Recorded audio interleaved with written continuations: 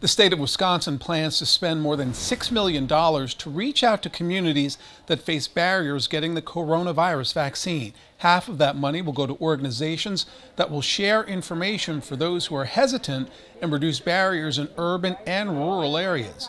The other $3 million will go to current vaccine equity work.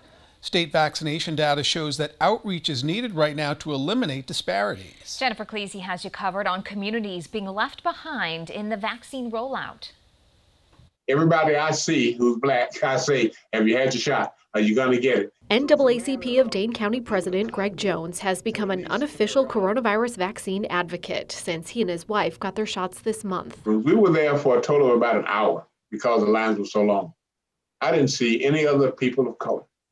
Only about 3% of Wisconsin's black community have gotten the vaccine, compared to about 11% of white people. That disparity is similar in Dane County, too. It triggered in my mind that ongoing conversation about what are we doing as a community to reach those communities and localities and neighborhoods that need to be aware. We have a significant commitment to diversity, equity, and inclusion. UW Health's Dr. Matt Anderson says vaccinators have offered early sign-up for communities of color. And that's because those individuals are at an increased risk compared to other racial or ethnic groups for hospitalization or death from COVID-19. But the numbers show they still have work to do. UW is hiring community health workers to provide info for people who may be hesitant to get the vaccine. And so we are currently then actively working with other members in those communities, nonprofit groups, to help get the message out and answer the questions and concerns that they may have. NAACP has done some outreach too. Jones hoping information will give people the option they may not have seen before. We understand the decision is still there,